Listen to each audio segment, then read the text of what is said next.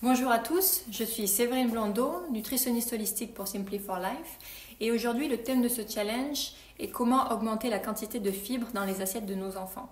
Alors dans cette vidéo, j'aimerais explorer les aspects culturels et gustatifs qui influent sur nos choix alimentaires. Les fibres alimentaires sont donc présentes dans les légumes, dans les légumineuses et en général, comme on le sait tous, cette catégorie est souvent boudée par les enfants. Dans ma pratique, j'ai eu le privilège de travailler avec des cultures complètement différentes. Et une chose que j'ai observée, c'est à quel point les préférences alimentaires sont profondément ancrées dans notre éducation. Prenons l'Asie, par exemple.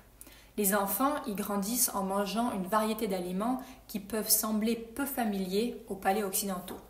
Par exemple, les algues, le poisson cru, les épices et les plats agrémentés de légumes sont très populaires même auprès des enfants. Pourquoi? Tout simplement parce qu'ils y sont habitués dès leur plus jeune âge.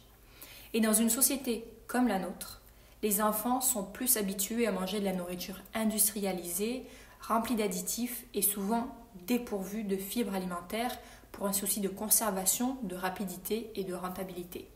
Nos papilles gustatives, en fait, agissent comme des gardiens et elles déterminent ce qui entre dans notre corps. Donc, si nous ne sommes pas habitués à un aliment en particulier, notre réaction peut être de le rejeter. C'est tout simplement une réaction de défense.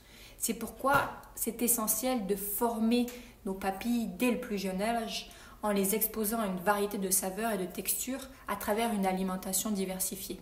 Et il est également important de retarder l'introduction des aliments sucrés ou transformés afin de ne pas les influencer négativement. Quand on goûte le sucre, on en veut toujours plus, c'est l'effet dopamine. Parfois, on pense faire plaisir en donnant la première part de pizza ou le premier cookie à son enfant, mais en réalité, c'est peut-être pas lui rendre service. Parfois aussi, avoir un sac de biscuits ou de chips toujours disponible n'est peut-être pas non plus la solution parce que leurs petits estomacs n'auront plus la place pour un vrai repas nutritif. Ensuite, nos enfants nous regardent comme des modèles. Si nous, en tant qu'adultes, on évite les légumes et on consomme uniquement des aliments transformés, il est fort probable, malheureusement, que nos enfants fassent de même. Alors il faut montrer l'exemple, montrer de l'enthousiasme pour les légumes et intégrer-les régulièrement à vos repas. Moi-même, en tant que maman, je sais bien que susciter l'enthousiasme des enfants pour les légumes peut parfois sembler être un sacré défi. Alors rendez-le amusant, expérimentez avec les textures. Les purées, des stacks de légumes croustillants, des salades de fruits croquantes, jouez avec les couleurs dans leur assiette, laissez-les préparer le repas avec vous, touchez les textures, explorez les différences au supermarché, impliquez-les dans le processus de cuisson et encouragez-les à explorer avec leurs sens. Parlez-leur leur langage. La communication est aussi essentielle. Lorsque vous discutez de l'alimentation saine avec les enfants, utilisez un langage qu'ils comprennent. Parlez de la manière dont les légumes les rendent plus forts, les aident à courir plus vite ou leur donnent de l'énergie pour jouer. Rendez-le pertinent pour leur intérêt et leur activité.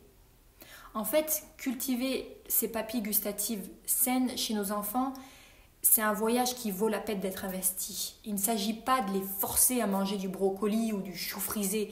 Il s'agit juste de cultiver une appréciation pour les aliments nutritifs qui leur servira tout au long de leur vie. Alors montrons l'exemple, rendons l'alimentation saine amusante et donnons à nos enfants le pouvoir de prendre en charge leur santé.